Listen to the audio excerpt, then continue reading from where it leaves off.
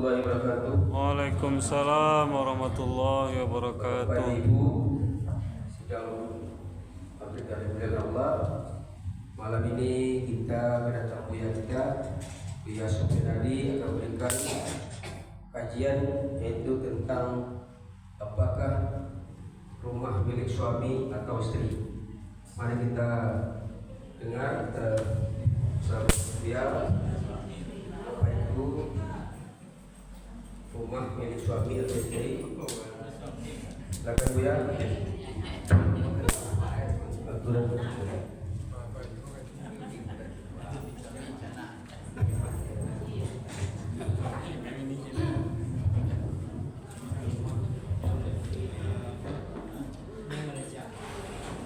Assalamualaikum warahmatullahi wabarakatuh. Waalaikumsalam warahmatullahi wabarakatuh.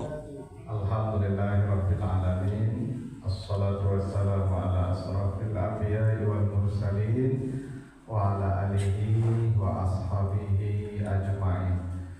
Bapak, Ibu, kaum muslimin, jamaah salat maghrib yang dimuliakan Allah, mari kita bersyukur kepada Allah atas segala karunia-Nya. Salawat dan salam untuk Nabi kita Muhammad sallallahu alaihi wasallam. Ibu yang saya muliakan, ini tema yang dipilih Pak Ketua ini agak istimewa ya. Apakah rumah milik istri atau milik suami? Ya. Tentu kalau ditanya ke bapak-bapak, pilih kami. Kalau tanya ke ibu, kami pilih istri. Dan gini ya, kita akan lihat bagaimana isyarat Al-Quran ya, seperti apa Al-Quran memberikan isyarat tentang persoalan rumah ini. Apakah dia milik suami ataukah dia milik istri? Nah, kenapa begini Ibu? Kalau dalam konteks hukum, kita bicara hukum ya, hukum ini berlaku general di seluruh ya kehidupan umat Islam di berbagai penjuru bumi sejak dulu sampai hari ini. Secara hukum perempuan itu tidak punya hak milik, itu secara hukum. Iya, karena hukum begitu. Karena jangankan rumah, uang, itu harta, hingga dirinya pun milik suami. Itu secara hukum. Hingga ibu-ibu itu pun milik suami. Ya, suaminya. Buktinya apa? Ibu tidak boleh puasa kalau tidak minta izin. Ibu puasa pakai badan ibu kan? Tapi badan ibu pun tidak bisa ibu pakai ya, hingga untuk beribadah kalau tidak izin pemiliknya. Pemiliknya siapa? Ya suami. Ya. Hingga ibu tidak boleh memakai tubuh ibu sendiri ya, untuk beribadah ini kalau tidak ada izin pemilik. Itu kenapa akad nikah itu, coba baca definisi akad nikah. Apa pengertian akad nikah? Akad nikah itu artinya aqdut tamalluk, ikatan perpindahan hak milik. Itu arti nikah.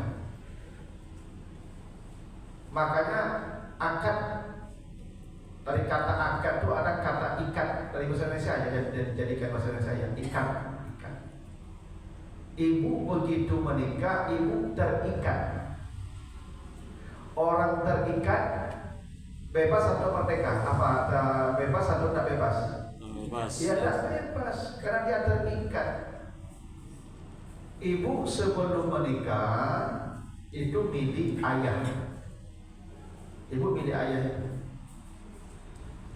Begitu ibu menikah, maka hak milik ayah berpindah kepada suami. Itu maka ibu itu punya wali. Wali itu artinya yang berkuasa atas diri ibu. Wali ibu siapa? Ayah itu. Karena dia berkuasa penuh atas diri ibu. Wali dulu budak-budak ada walinya yang bisa menjual dia, yang bisa mempekerjakan dia. Tuannya itu wali namanya. Ya. Tidak kacau begini, Pak.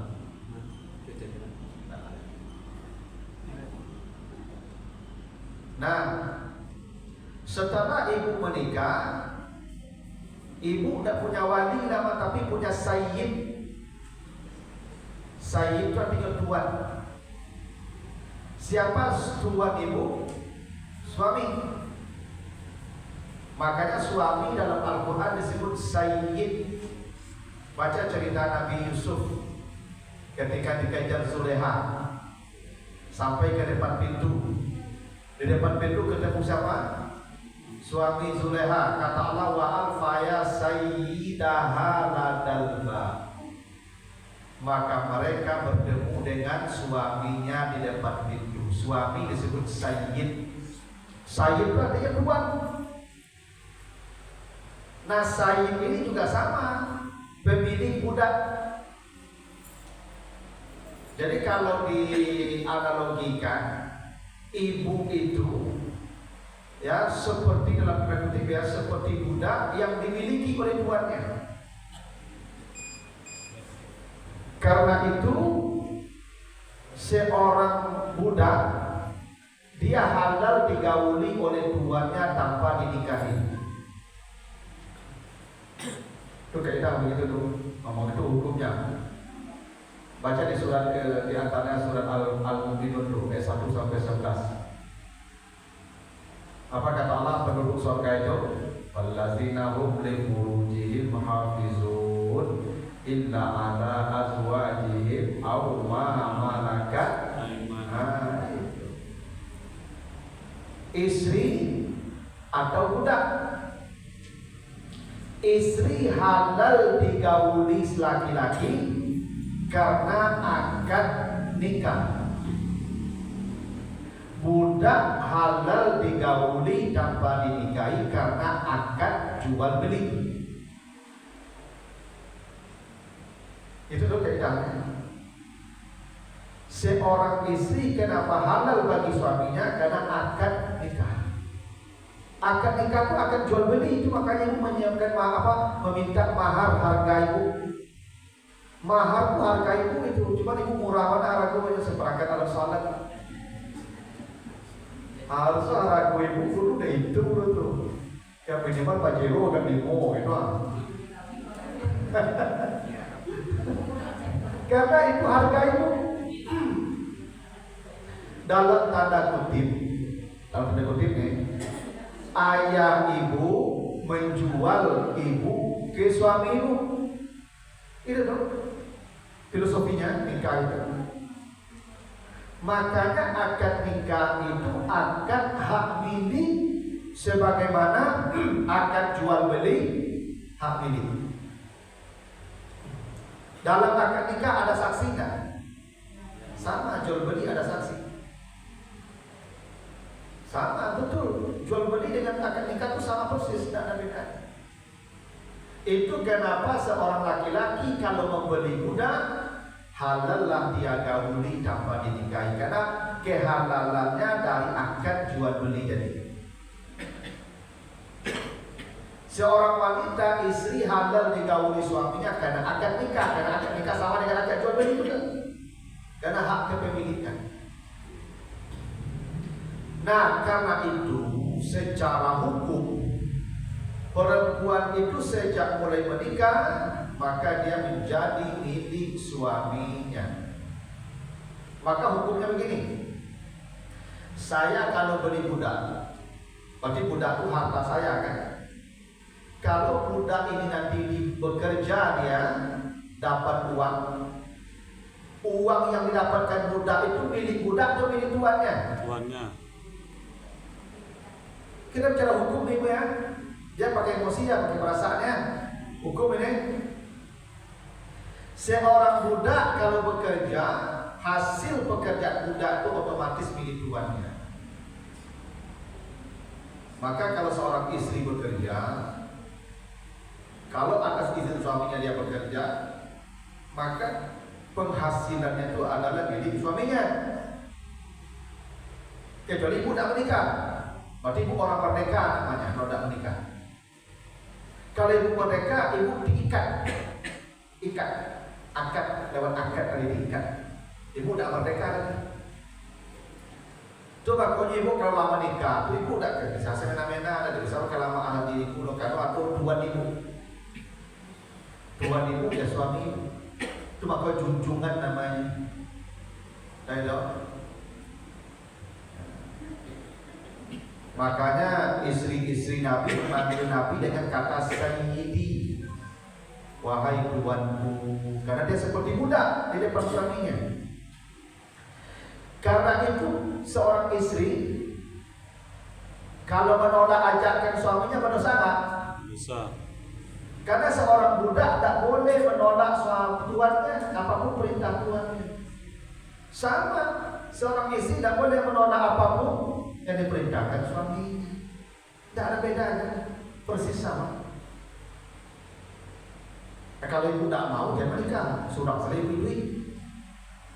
Tapi kalau ibu menikah, ibu terikat, namanya akad. Makanya ibu pergi ke masjid pun minta izin. Ya, pergi pengajian minta izin, ke pasar minta izin, karena ada tuan pemilik ibu.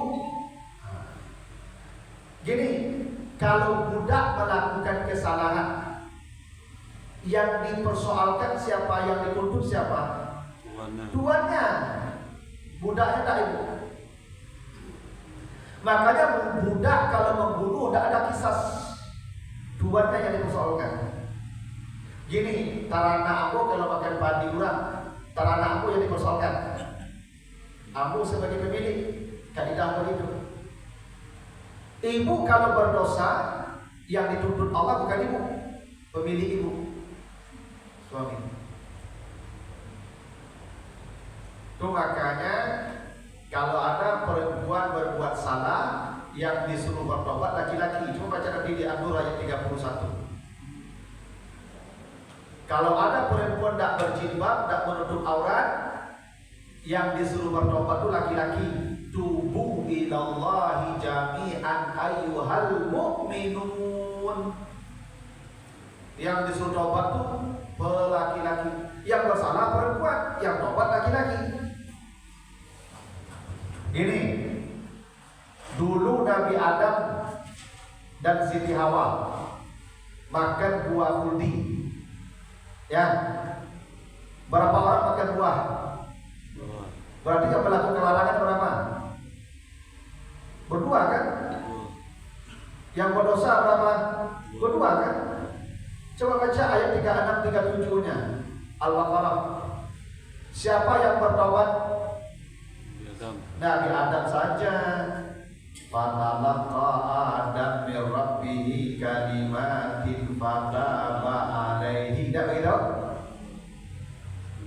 Yang melakukan dosa berdua, tapi yang bertobat hanya seorang, Nabi Adam.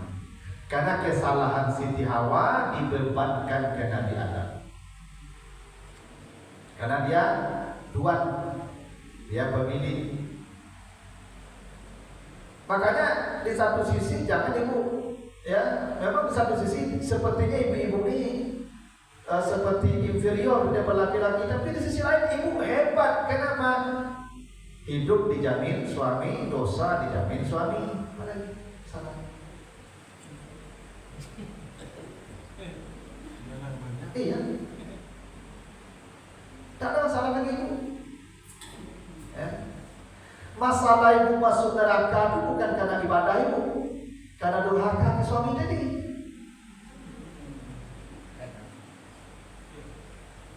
Makanya perempuan masuk neraka banyak itu bukan masalah ibadah, karena perempuan tak diminta beribadah banyak, hanya salat dan puasa. Tak ada ibadah lain. Tak ke masjid taklah, tak majlis taklim taklah, tak baca Quran taklah, tak ada. Dosa itu sudah dijamin. Ibadah itu cuma dua. Nah, kenapa banyak juga masuk neraka? Yang furnal asir, karena durhaka ke suaminya, kata Nabi. Sebenarnya ibu kalau lepas dua aja ke kami ya, seruku langsung. Pokoknya batu aja. Tak banyak cerita, tak banyak gawe, tak banyak cewek, minyak lah. Mati suku langsung cari orang kamu. Dan cuy itu cuma lah besok. Pokoknya boleh gini pun antuk saya menjadi jauh ini. Mati gitu, langsung. Sama sana jadi ibu, aku datang ke sana kan. Di mana bayar ibu, para sumber perempuanku dilecehkan. Di mana pelecehannya terhadap perempuan? Dia tidak dituntut banyak berbuat karena hamba, budak tuntut banyak. Yang taklif orang merdeka. Orang merdeka. Kalau budak ibadahnya tidak banyak, dia budak, dia dimiliki orang. Itu makanya hak taklif bagi budak tidak banyak. Budak itu ibu kalau perempuan tutup aurat pusat lutut saja. Tak ada dosa bagi budak itu kalau buka dada di atas, tidak masalah. Dia walaupun perempuan tak dosa. Karena begitu ringannya bagi seorang hamba, yang berat merdeka keluarga. Kami yang berat sebenarnya.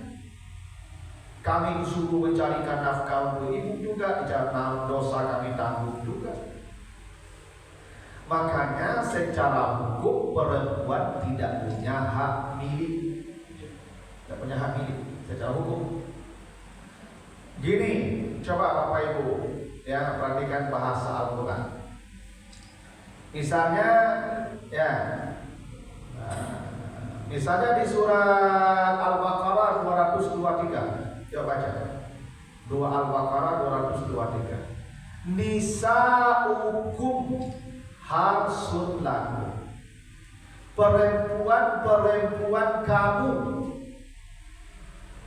Nisa'ukum itu namanya idafah. Perempuan kamu. Berarti kamu itu pemilik. Kalau perempuan kamu artinya perempuan milikmu, begitu dong? Ya, itu maka bahasanya nisa hukum istri kamu, berarti nisa hukum itu milikmu. Namanya idafah. Buku kamu, apa artinya itu? Buku ini milikmu, tidak begitu? Ketika dikatakan nisa hukum istri kamu, berarti istri itu milikmu. Berarti ibu milik kami. Berarti apapun milik ibu milik kami. Karena ibu milik kami. Tidak begitu?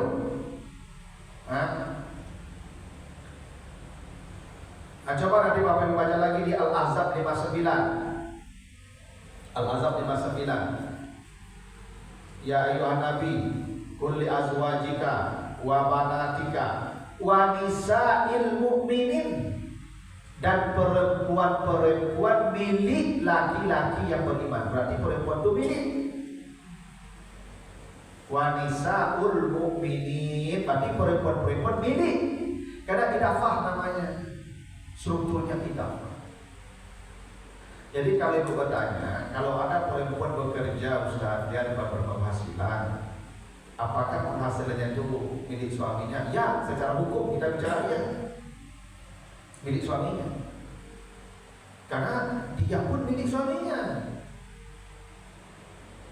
Kecuali suaminya membuat pernyataan, istri saya bekerja atas izin saya dan semua hasil usaha dia itu milik dia, bukan milik saya. Kalau dia bikin pernyataan begitu, maka itu jadi milik ibu. Sama saya punya budak, lalu saya berkata ke budak saya bikin pernyataan hasil pekerjaan budak saya milik dia, berarti budak itu punya milik dia. Makanya budak dapat zakat, tak semua budak. Budak mana yang dapat zakat? Budak yang dijanjikan Tuhannya merdeka. Engkau kalau dapat uang sekian saya merdekakan, dicatat namanya budak mukatab. Mukatab itu yang dituliskan oleh tuannya, ada pernyataan tuannya, dia akan dimerdekakan kalau dapat uang sekian, maka berzakat kepada budak itu untuk memerdekakan dirinya. Kalau budak tidak ada janji tuannya begitu, tidak boleh berzakat ke budak itu karena harta itu otomatis jadi milik tuannya. Tidak semua budak kita bisa merdekakan. Nah, bila seorang suami membuat pernyataan begitu, maka penghasilan istri baru milik istri. Tapi kalau tidak ada pernyataan, berarti milik suami semua. Itu. Rumah itu, kalau secara hukum, walaupun ibu mencari berdua maupun berdua, milik suami. Kecuali suami bikin pernyataan, rumah ini karena kami mencari berdua, separuh milik istri saya atau separuh atau ini milik kami berdua. Berarti kalau mati suami ibu besok separuh ibu ambil, separuh dibagi dan ibu dapat pula seperempat atau seperdelapan dari yang separuh tadi. Itu makanya ibu yang bakar rajo berdua bodoh bajale-jale gampang di rumah. Ya, Pak, awak kan bakar rajo berdua, bahas status rumah. Kesiapan juga awak mencari berdua, itu milik awak berdua. Berarti kalau mati apa besok ya separuh ibu ambil dulu, separuh lagi bagilah sama, tapi ibu seperdelapan separuh. Kalau ibu menikah bisa ditolong, ambil separuh dulu, ambil separuh bagian aku bagi ibu. Harus begitu bagi adik. Ya tapi calon masuk ibu agak pas. Yang ikut rumah langsung kan Pak jadi rumah kau dah kita cepat mana tahu kau juga.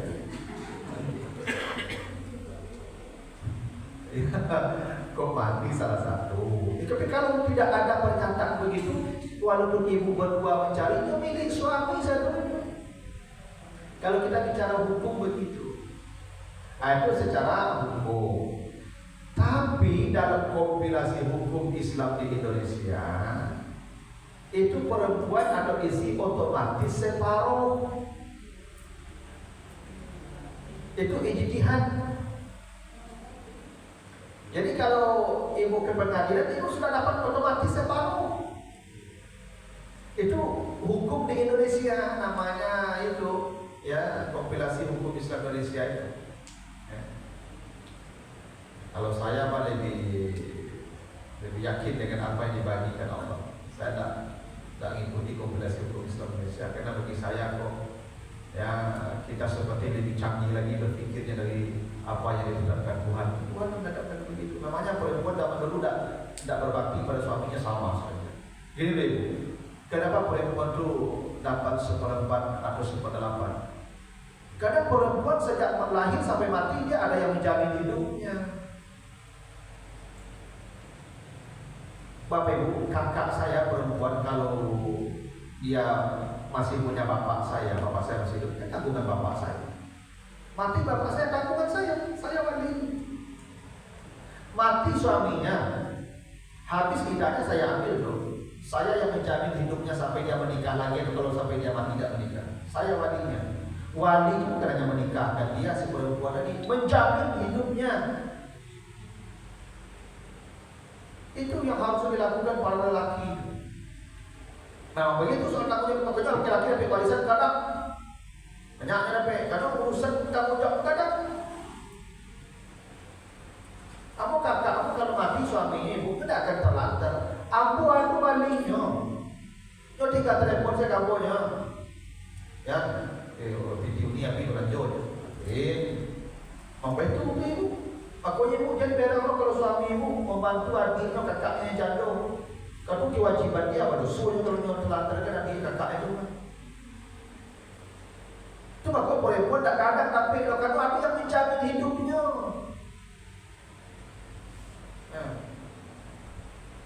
Tidak ada perempuan disia-siakan dalam agama, mana ada disia-siakan.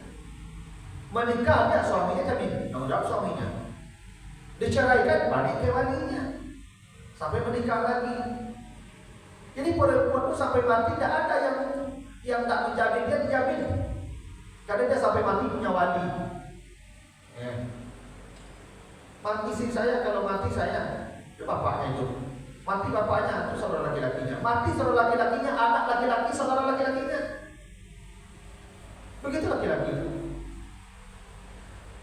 kakak perempuan saya panjang usianya, saya mati duluan, bapak saya sudah mati. Siapa yang menjamin hidupnya? Anak laki-laki saya. Oh, begitu tuh harus dia. Pokoknya laki-laki harus paham siapa yang menjadi tanggungan dia. Saya kalau mati ya bapak saya, kakak saya itu walinya saya. Ya. Mati saya kasih tahu ke anak saya laki-laki. Nah, itu FTA tuh mati ayah besok kalian tanggung jawab. Kalau tidak ada suami tanggung jawab. Begitu ibu perempuan kau dalam Islam. Tak boleh perempuan kau terlunta-lunta sampai mati ibu. Ya.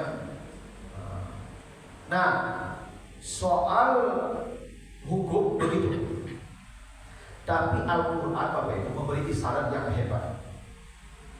Ketika Allah bicara tentang rumah di dalam Al-Quran, ya, setiap Allah bicara rumah dalam Al-Quran, selalu kata rumah itu diidafahkan ke kata ganti perempuan. Idafah itu artinya kepemilikan. Gini, kitabuhu, bukunya, itu namanya idafah. Kata majemuk, bukunya itu artinya buku miliknya. Itu artinya dong. Ya. Mari kita lihat surat Al-Ahzab ayat 33. Ini Al-Ahzab 33. Wa qarna fi buyutikunna wa la tabarrajna tabarrujal jahiliyah al-ula. Kalian para perempuan tinggallah di rumah-rumah kalian. Ingat di situ ya. Wa qarna fi buyutikunna. Tadi yang punya suami, yang punya rumah siapa? Suami kan? Tapi Allah tidak mengatakan tinggallah kalian di rumah suami kalian. Tinggallah kalian di rumah mereka. Mereka itu maksudnya suami kalian. Nah, tinggallah kalian fi buyutikunna. Kunna itu perempuan. Kenapa diidafahkan rumah ke kata ganti perempuan? Allah ingin kasih isyarat rumah ini sampai mati milik perempuan. Setelah mati baru suami ambil. Karena idafah strukturnya memang dia tidak punya hak milik dalam pengertian dia menguasai itu sampai nanti jadi warisan, tak, tapi sampai mati dia pemilik rumah itu. Itu makanya diidafahkan ke kunna. Itu makanya perempuan itu diperintah memang di rumah. Dan itu rumahnya. Makanya ibu-ibu sebenarnya tidak dianjurkan di luar rumah. Karena Allah sudah mengatakan perempuan itu hendaklah di rumah. Itu makanya istri itu disebut orang rumah. Itu tidak salah sebutan itu, betul itu orang rumah. Nah. Karena kalau ibu di rumah berasirinya. Kalau apa-apa di rumah yang pada pakai jam, centang berenang rumah. Ya, coba. Coba jadi, coba apa-apa ibu tinggal dapat juga 3 hari di rumah tuh. Oh, baru muik satu suri rumah tuh. Ya kan? Atau pokoknya ibu disuruh di rumah, katanya cocok di rumah ibu kok. Kan? Agakmu kok tidak ada yang keliru ibu, awasnya ada mengganti. Makanya ibu-ibu kalau bakal rajo sibuk, bapak yang di rumah. Ibu di rumah, saya stres di rumah. Kiri yang tak nyuci, rumah tak nyasapu, lantai ikul bagai lomo-lomo segala macam. Awak tak panik, alah kerja rumah lo sampai di rumah. Dah. Itu kalau dibagi apa yang di luar rumah, pulangnya kadang barang kerja karya. Ibu yang soft-soft di rumah betul, yang lembut-lembut ibu kerja di rumah. Ya kan? Itu makanya perempuan disuruh di rumah. Di samping perempuan itu kalau di luar rumah fitnahnya banyak, perselingkuhan itu terjadi karena perempuan banyak yang di luar rumah, apalagi dengan tampilan yang sangat menggoda. Kalau di rumah, bagaimana dia akan menggoda di rumah? Coba pokoknya di rumah lebih aman untuk perempuan. Perempuan kalau di luar rumah banyak dilecehkan, pelecehan wanita kan karena di luar rumah, Pak. Ada tak perempuan dalam rumah dilecehkan? Tidak mungkin kan. Jadi agamanya sudah pas mengatur, tidak ada yang keliru, kita aja yang melawan. Makanya ibu-ibu, kalau nanti ibu punya anak perempuan, dia menikah, terus suaminya menyuruh di rumah, walaupun kuliahnya S2, S3, jadi ibu berang oleh payah dia punya kodanya malah pikirin mah, tak bisa begitu. Karena Allah sudah mengatur perempuan itu tinggal di rumah. Ya kalau ibu di rumah, pertama buat anak-anak itu udah urus dengan baik. Beda, anak tiga ibu, anak tiga orang beda. Beda, perangainya beda, sikapnya beda. Ibu kalau anak ibu salah, ibu tegur dah. Kalau ibu pembantu, dan ibu tinggal tak kena tegur ke salah. Oh, mana-mananya saya macam contoh. Ya kan? Itu makanya ibu disebut umi.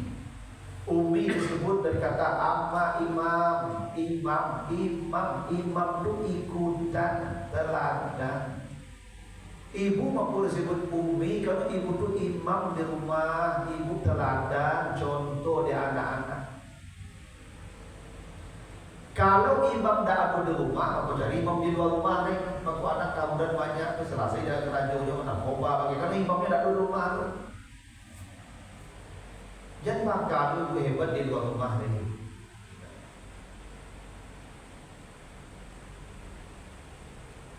Karena tugas ibu, kata Allah, wakarna fi buyutikunna, hai para wanita, tinggallah kalian di rumah kalian. Allah sudah mengatur dengan baik itu. Dan Bapak Ibu tidak hina seorang perempuan yang S2, S3 mengurus anak di rumah, bukan sebuah kehinaan.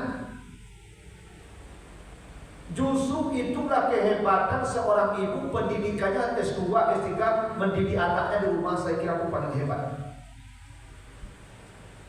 Ibu profesor, anak ibu dididik di pembantu taman SMP. Bisa dibayangkan hasilnya nanti itu.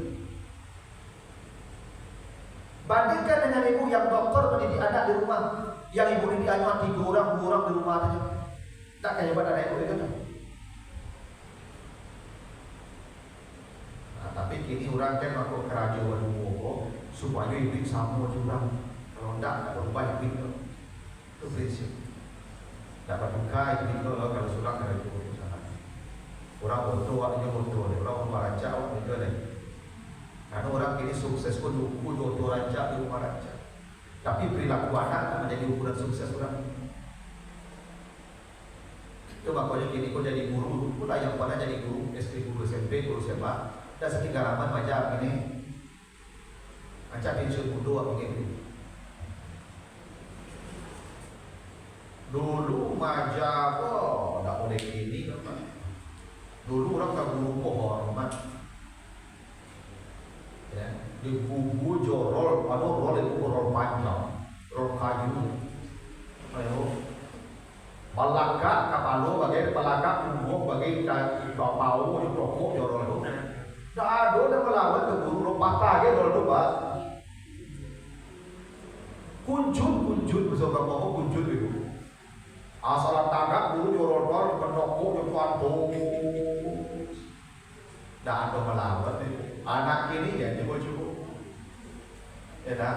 Kenapa? Imamnya tidak ada di rumah. Imam tidak ada di rumah. Itu masalah. Imam sudah pergi pagi pulang malam, maka tuntunan tidak ada lagi. Aku tak kata mak aku berikut pak. Aku di rumah saya macam dia aku bagi adik kakak-kakak. Kalau lewat kurang lalu tu cuma main di luar tu dalaman tu. Usul. Ya, ini.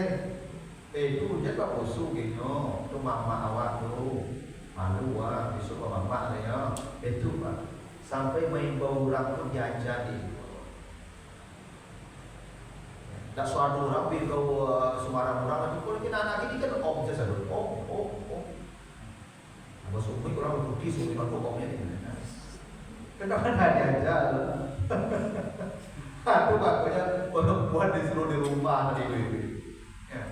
Saya sudah sampaikan ke anak saya perempuan itu, dia kuliah. Nanti kalau kamu menikah, seberapa pun tingginya pendidikan, bila suami menyuruh engkau di rumah, saya tidak akan kecewa di rumah. Dan tugas itu. Tidak hina perempuan mendidik anak pendidikan tinggi. Itulah kehebatan dia. Ya.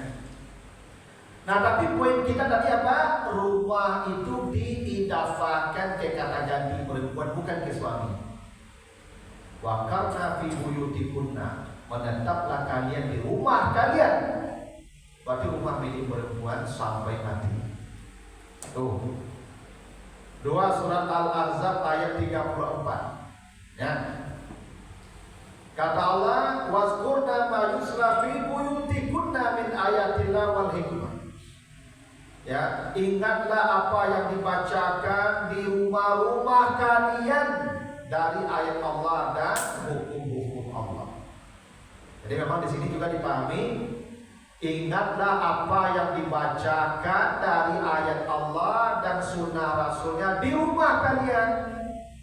Di situ juga dipahami perempuan itu pun kalau belajar di rumahnya. Memang kata Allah begitu. Ingatlah ayat-ayat Allah di rumah kalian. Makanya perempuan itu sebenarnya itu kalau kita bicara hukum ya, apa dikatakan, itu perempuan itu pun belajar di dalam rumahnya. Siapa yang mendidik perempuan tadi? Ayahnya atau suaminya. Makanya yang wajib pengajian itu bapak-bapak, ibu-ibu tinggal di rumah dulu. Pulang apa pengajian baru ibu-ibu sekolah. Hanya ceramah lain.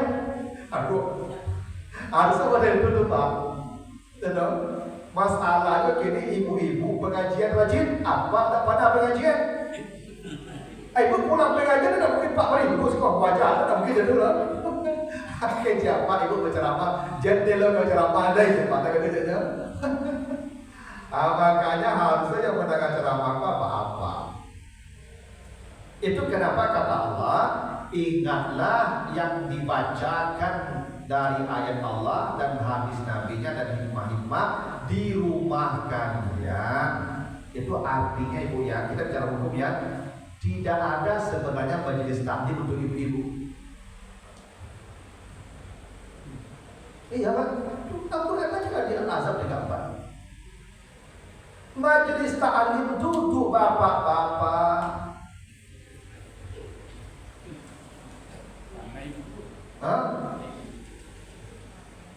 Cuma dia bapak-bapak kok dah ada majelis taklim, ibu yang majelis taklim kan? Itu salahnya. Salahnya kalau bapak-bapak yang majelis taklim, mau dikini kok meraja apa mereka mencatat, beko catatan tu sampai di rumah ke istri. Bu, marilah ada pengajian tadi ya. Nah, gua sampai ke ibu ya. Ibu pasti mendengar. Kalau apa ada bagi nasihat dan menceramai ibu pasti mendengar. Tapi kalau ibu yang menceramai kami, tidak ada cerita lah. Ada pandai lah, kau banyak cerita kali itu ya. Gitu tuh. Itu artinya bahwa perempuan itu sampai belajarnya pun di rumah saja. Makanya salat berjamaah kan perempuan tadi tidak di masjid kan. Makanya ada hadis Nabi sebaik-baik salat perempuan di rumahnya kan. Ya. Sebaik-baik salat perempuan di rumahnya kan. Di rumahnya. Gitu loh. Cuma kini zaman dah maju, ya kan, gangguan perempuan tak banyak, orang jahat tak ada, negeri aman, hak-hak ya, manusia dijamin oleh negara. Mungkin berkumpul-kumpul perempuan lah aman, boleh lah. Itu ijtihad itu. Kalau Al-Quran mengatakan, ingatlah apa yang dibacakan dari ayat Allah dan ajaran Nabi-Nya di rumahmu. Bukan di sekolah, bukan di masjid, di rumahmu. Oh, kalau kita bertanya, ada tak masjid di masa Nabi? Ada, masjid Nabawi ada. Tapi perempuan di rumahmu saja belajar kata Allah. Ya, itu tuh. Nah, poin kita tadi kata buyutikunna, bahwa rumah itu diidafahkan ke perempuan. Itu milik perempuan. Coba nanti Bapak baca lagi surah At-Talaq ayat 1. Ayat Talaq ayat 1 ya, surah At-Talaq ayat 1. Kita bacakan. Siapakah kalau seorang perempuan dicerai? Kan dicerai nih. Perempuan itu dicerai oleh suaminya. Maka perintah Allah apa? La tukhrijuhunna min buyutihinna. Jangan kalian mengeluarkan mereka dari rumah mereka. Bukan dari rumah kamu. Kan dari rumah milik suami. Harusnya Allah berkata, bila kalian menceraikan istri kalian, jangan keluarkan mereka dari rumah kalian. Kan begitu harusnya kan? Tapi tidak. Jangan keluarkan mereka dari rumah mereka. Berarti kalau seorang perempuan kalaupun diceraikan suaminya, dia tetap tidak boleh diusir di rumah itu. Suaminya yang keluar dari rumah itu, walaupun suaminya yang bikin rumah. Itu hebatnya perlindungan. Itu Al-Quran melindungi perempuan. Saya beli rumah dengan harta saya yang bekerja, saya yang punya gaji, saya ceraikan istri saya tidak boleh mengusir dia di rumah itu, walaupun saya yang beli dengan harta saya yang keluar di rumah itu. Kecuali dia sudah menikah lagi, bawalah oleh suaminya yang baru. Atau bapaknya menjemput, silakan tinggalkan rumah kalau dia mau. Atau saudaranya menjemput, silakan, dijamin oleh saudaranya hidupnya. Tapi selama dia belum menikah, selama bapak ibunya tidak menjemput, maka perempuan ini tetap di rumah itu, suaminya yang keluar dari rumah itu. Kalau dibina Ustaz, Ya, Pak. kalau kejadian seperti itu, menikah itu tuh umat peninggalan orang tua misalnya. Ya. Bidik rumah. Ayah, istilahnya rumah peninggalan orang tua, kalau si itu yang punya orang tuanya kan. Ya, sehingga suami itu hidup di rumah itu berkecukupan lah, itu udah mampu. Sehingga orang menyatakan itulah rumahnya gitu. Dan intinya keluarga manusia tidak ada berhak di rumah itu. Kira-kira andaikan meninggal yang istri ini kan, keluarga yang manusia kan meninggal, yang pihak laki-laki tetap hadis itu tetap bertahan ataukah keluar dari rumah? Jadi Pak, rumah itu secara hukum dia milik suami. Tapi keluarga itu yang orang tua yang perempuan yang punya. Keluarga perempuan yang punya, ya berarti milik perempuan, kan dimiliki keluarganya. Saya bikin rumah dengan harta saya, lalu istri saya ceraikan, dia harus tinggal di rumah itu sampai dia menikah. Kalau dia sudah menikah, bawa oleh suami yang baru, saya ambil lagi rumah saya. Atau kalau dia sudah mati, nanti saya ambil rumah itu. Tapi selama dia masih hidup, dia tidak boleh saya usir rumah itu. Gini, istri saya tidak punya bapak, tidak punya saudara, tidak punya apa-apa lagi, tidak punya anak pula dengan saya. Terus saya ceraikan, saya usir dari rumah itu habis iddahnya. Jadi gelandangan dia. Perempuan tidak boleh jadi gelandangan Bapak Ibu. Laki-laki silakan jadi gelandangan, tidak ada masalah. Kalau istri yang minta cerai, Walaupun istri minta cerai, tetap dia di rumah itu sampai dia menikah balik. Hah? Ya tetap dia di rumah itu sampai dia menikah balik. Nanti kalau dia sudah mati, rumah itu jadi milik suami otomatis. Karena milik dia sebenarnya, milik secara hukum milik suami. Tapi perempuan tidak boleh diusir di rumah itu. Karena kata Allah, jangan kalian keluarkan mereka di rumah mereka. berarti laki-laki itu tetap hanya dari rumah. Milik dia tetap di rumah itu. Itu peninggalan orang tua perempuan. Nah, itu milik perempuan namanya itu kalau dulu, bukan milik suami. Tapi kadang-kadang seperti itu. Itu karena sifat tamak saja. Kalau secara hukum tetap milik orang tuanya. Maka itu juga kalau suaminya ikut. Juga saat kita yang bikin. Lalu istrinya diceraikan atau tidak cerai, dia tetap di rumah itu. Kamu tinggal di rumah ini sampai kapanpun kamu mau, sampai punya suami. Setelah punya suami silahkan tinggal di rumah ini. Karena kata Allah, jangan usir mereka dari rumah mereka, kalaupun kalian menceraikan mereka. Sering terjadi tempat lama cari, kau kita di rumah gue dan balik rumah. Tak boleh. Betul itu milik engkau, tapi engkau tidak boleh mengusir di rumah mereka. Rumah mereka dalam pengertian pemakaian itu milik perempuan. Kekuasaan laki-laki. Itu menjadi arti, menjadi apa? Isyarat perempuan tidak boleh jadi gelandangan. Itu prinsipnya. Laki-laki keluar rumah itu selalu kalau di makanya jabatan, kalau di posko domino, lalu mau kelima posko dulu, gitu lah. Kalau perempuan lalu di posko dulu, bahaya. Enggak. Perempuan lalu DPR toko, bahaya. Tapi laki-laki banyak lalu DPR masjid toko. Tidak masalah, silakan. Perempuan tidak boleh dipersusah hidupnya. Itu makanya Al-Quran mengatakan, kalau kalian menceraikan istri kalian, jangan keluarkan mereka dari rumah mereka. Biarkan mereka di rumah mereka sampai mereka mau.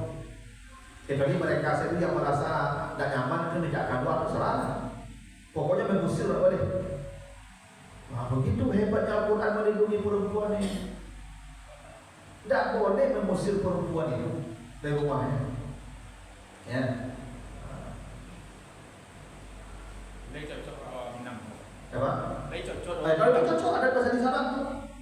Memang perempuan tidak boleh usia rumah, harus laki-laki yang baik. Mengain juga itu le jadwal tu aja. Ayo tu. Kalau dia ada itu istilahnya abdi dituku. Iya. Cuma kalau si istri mati, rumah milik suami. Tidak ada orang kan apain rumah itu Pak. Kemeninggalan orang tuanya Pak. Kok peninggalan itu? Dia orang tua tadi. Kan jawab sama gue tadi. Kalau orang tua itu ya milik orang tua. Ada cewek tadi. Lama ada cerita tadi. Ya. Istri berkarajo izin suami. Ya. Tatonya bini ko lah berkarajo dulu laki bini kenyo. Berarti semua hasil yang dia dapatkan harta dia sebelum menikah itu milik dia, bukan milik suami. Yang milik suami setelah memilikinya. Kalau bini lah berkarajo lebih rumah lah jawab bini kan. Iya berarti rumah itu. Harap itu awak lah dapat kalau memiliki, berarti awak memiliki itu sejak menikah itu. Makanya harap ibu itu yang milik ibu sebelum menikah. Yang hibah keluarga ibu, yang warisan itu milik ibu, milik suami itu. Tapi kalau pencarian yang ibu dapatkan dalam status istri, milik suami. Itu bedanya. Gitu. So masalahnya gaji istri, gaji suami, punya milik suami kan itu masalah. Jadi apa ubah jasa kami bunuh. Tidak, masalah kan istri yang punya gaji, suami yang punya kan itu masalah gajinya. Iya kalau memang dia statusnya itu memang dia sudah suami istri betul. Tapi kok Gaji sejak mulai menikah itu milik suami. Makanya ibu yang pakai rajo minta izin ke suami dah. Dulu aku kan sebelum menikah juga ke rajo yo. Itu sudah menikah ibu dia mau ke rajo lah ya, itu rajo lah. Anak gaji yang mau bahas statusnya. Ya gaji ibu apa gaji ibu mah? Biasa gaji curang, pisahan lah. gajinya kadang kalau nggak bini dia pakai itu masalah. Itu lah masalahnya. Kalau bapak ngecek dia gaji ibu setor lah kamu. Setor lah ya kan setor lah. Yang milihnya. Betul lah dulu. Kalau tidak berarti kerajaan deh. Kalau berarti tidak ada apa. Kalau ibu kan dijamin hidup tadi. Ibu kan ada upaya-upaya. Ibu makom diserahan dari ayah ibu ke suami ibu kan belum dijamin hidup dia. Tujuannya ibu diserahkan kan belum dijamin. Mewah nak bini kan tak supaya jual mewah. Pil nafkah dia dijamin, dosa dia ditanggung, itu bukan kerajaan. Dulu kerajaan menjamin nafkahnya cie, menanggung dosanya cie. Tak orang. Kenapa lah makan tu di Jawa salah? Itu laki-laki yang bertanggung jawab. Ya kan berbini ke orang kayu apa? Tidak boleh situ Pak. Ini orang kaya tu ini pasangan makan lalu. Tidak mau situ tu. Itu namanya sayyidul malakah, laki-laki yang buruk tanggung jawab namanya tu. Diharapkan mencium aroma surga yang begitu. Laki-laki yang tak pakai rajo, Pak, Allah harapkan mencium aroma surga. Hadis Nabi begitu. 4 manusia yang diharapkan aroma surga itu salah satunya sayyidul malakah yang tak bertanggung jawab. Nah betul dulu. Jadi ibu-ibu kalau nanti ada apa rumah aku milik ibu sampai mati ya. Sampai matinya ya. Kalau mati itu di suami deh. Nah begitulah. Mudah-mudahan dapat manfaatnya. Lebih kurang mohon maaf. Subhanallah wa bihamdika. La ilaha illa anta astaghfiruka wa atubu ilaik. Assalamualaikum warahmatullahi wabarakatuh. Waalaikumsalam warahmatullahi wabarakatuh.